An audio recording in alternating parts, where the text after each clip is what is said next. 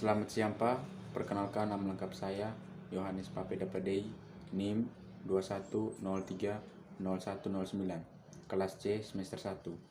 Di sini saya akan menjelaskan buku Dasar-dasar Ilmu Politik pada bab 5 tentang komunisme demokrasi menurut terminologi komunisme dan perkembangan postkomunisme.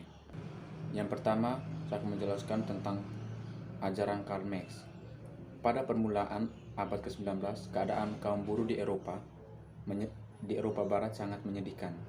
Kemajuan industri secara pesat telah menimbulkan keadaan sosial yang sangat merugikan kaum buruh, seperti misalnya upah yang rendah, jam kerja yang panjang, tenaga perempuan dan anak yang disalahgunakan sebagai tenaga murah, keadaan di dalam pabrik-pabrik yang membahayakan dan mengganggu kesehatan. Keadaan buruk ini menggugah hati orang banyak, antara lain seperti cendekiawan seperti Robert Owen di Inggris pada tahun 1771 sampai 1858, Saint-Simon dan Fourier di Prancis untuk mencoba memperbaikinya. Pemikiran orang-orang ini terdorong oleh rasa perih kemanusiaan tanpa disertai tindakan-tindakan maupun konsepsi yang nyata mengenai tujuan dan strategi dari perbaikan itu, sehingga oleh orang lain teori-teori mereka dianggap angan-angan belaka. Karena itu, mereka lalu disebut kaum sosialis utopi atau utopia sama dengan dunia hayalan. Karl Marx dari Jerman juga mengancam keadaan ekonomi dan sosial sekelilingnya. Akan tetapi, ia berpendapat bahwa masyarakat tidak dapat diperbaiki secara tambal sulam dan harus diubah secara radikal melalui pendobrakan sendi-sendinya. Untuk keperluan itu, ia menyusun suatu teori sosial yang menurutnya didasari hukum-hukum ilmiah dan karena itu pasti akan terlaksana. Untuk membedakan ajarannya dari gagasan-gagasan sosialis utopia, ia menambahkan ajaran sosialisme ilmiah. Sejak mahasiswa, Marx melakukan kegiatan politik yang dianggap radikal. Sesudah diusir dari Jerman, ia menetap di London, Inggris. Bekerja sama dengan Friedrich Engels, ia menerbitkan bermacam-macam karangan.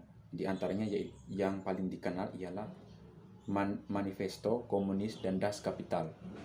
Tulis-tulisannya mencangkup hampir semua segi kehidupan masyarakat, tetapi buku ini hanya akan membahas ajarannya mengenai materialisme dialektis, materialisme historis, serta pandangannya mengenai negara dan demokrasi. Dalam menyusun teori mengenai perkembangan masyarakat, ia sangat tertarik dengan gagasan filsuf Jerman, Georg Hegel, mengenai dialektik. Filsafat Hegel dimanfaatkan oleh Marx bukan untuk menjadi seorang filsuf sendiri, melainkan untuk mengubah masyarakat secara radikal. Katanya, semua filsafat hanya menganalisa masyarakat, tetapi masalah sebenarnya ialah bagaimana mengubahnya. Dalam menjelaskan proses dialektik, Hegel mengatakan bahwa proses ini dilandasi oleh dua gagasan.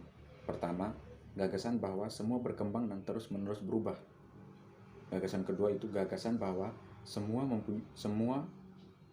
mempunyai hubungan satu sama lain. Misalnya saja, suatu konsep A yang dianggap sebagai kebenaran pada hakikatnya mengandung unsur-unsur manusia dapat menangkap unsur-unsur yang benar, akan tetapi juga unsur-unsur yang tak benar. Agar supaya pikiran manusia dapat menangkap konsep yang lebih dekat kepada kebenaran yang sempurna, maka konsep A dihadapkan dengan konsep B. Konsep B merupakan kebalikan dari konsep A, sekalipun telah lahir dari konsep A sendiri. Dari hasil konfrontasi antar konsep A dan konsep B, timbullah konsep C, dinamakan sintesis, dan merupakan hasil dari pengumuman antara tesis atau konsep A dan ateksis atau konsep B. Proses tesis, antitesis, dan sintesis dinamakan gerak yang berdasarkan hukum dialektik. Selanjutnya penjelasan tentang perkembangan Marxisme Leninisme di Uni Soviet. Lenin memimpin revolusi pada tahun 1917. dan menguasai Uni Soviet sampai saat meninggalnya pada tahun 1924. Revolusi ini berhasil membentuk diktator proletariat seperti yang dibayangkan oleh Marx. Undang-Undang Dasar 1918 mencerminkan tahap pertama revolusi yang memusnahkan golongan-golongan yang dianggap penindas, seperti tuan tanah, pejabat agama, pengusaha, dan polisi kars. Ada beberapa gagasan mengenai Lenin. Yang pertama, melihat pentingnya peranan kaum petani dalam menyelenggarakan revolusi atau Marx hanya melihat peranan kaum buruh.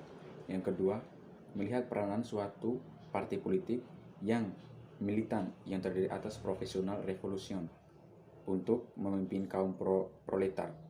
Atau Marx hanya berpendapat bahwa kaum proletar akan bangkit sendiri dan merumuskan cara-cara merebut kekuasaan.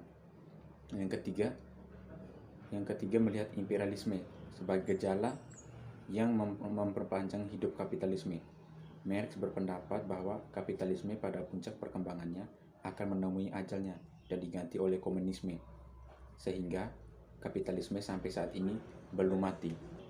Lenin juga mengintrodusir istilah sosialisme untuk masa yang oleh Marx disebut tahap pertama masyarakat komunis. Stalin memimpin Uni Soviet dengan tangan besi dari 1924 dan rezimnya. Pada tahun 1936, Undang-Undang Dasar Lama diganti oleh Undang-Undang Dasar baru yang secara formal menetapkan tercapainya sosialisme dan berakhirnya tahap pertama dari revolusi. Dengan demikian, secara resmi dimulai tahap kedua, yaitu menyelenggarakan transformasi masyarakat ke arah masyarakat yang lebih komunis. Khrushchev berhasil menguasai Uni Soviet sebagai hasil suatu proses perebutan kekuasaan di antara pemimpin-pemimpin teratas. Selanjutnya, Khrushchev melancarkan gerakan destilaninasi melalui Kongres Partai Komunis Uni Soviet yang ke-20 yang diadakan pada tahun 1956. Dalam proses ini, Stalin dikecam karena kesalahan-kesalahan yang dianggap merugikan rakyat Uni Soviet dan karena mengembangkan kultus individu. Khrushchev mencetuskan beberapa gagasan secara fundamental menyimpang dari ajaran asli Marx dan kebijaksanaan Stalin. Pertama, ia mengemukakan bahwa perang dapat dihindarkan dan bukan lagi tak terkalahkan. Kedua, membuka kemungkinan untuk hidup berdampingan dengan negara-negara yang berlainan sistem sosialnya. Penjelasan mengenai pandangan mengenai negara dan demokrasi. Golongan komunis selalu bersikap ambivalen terhadap negara.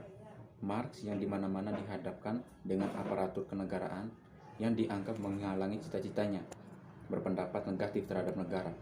Negara dianggapnya sebagai suatu alat pemaksa atau instrumen of connection yang akhirnya akan melenyap sendiri dengan munculnya masyarakat komunis. Kata Marx dan Engels, negara tak lain tak bukan hanya mesin yang dipakai oleh satu kelas untuk menindas kelas lain. Dan dikatakan selanjutnya bahwa negara hanya merupakan suatu lembaga transisi yang dipakai dalam perjuangan untuk menindas lawan-lawan dalam kebenaran.